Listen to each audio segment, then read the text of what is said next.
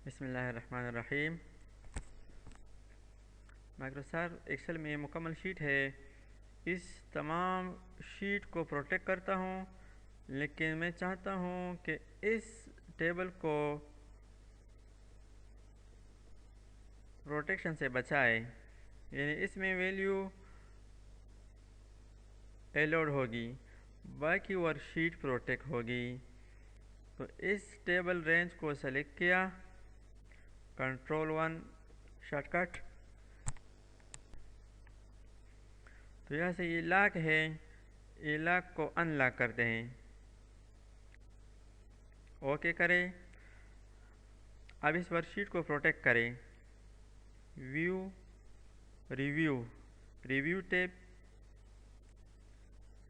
यहाँ protect sheet, इसके लिए पासवर्ड,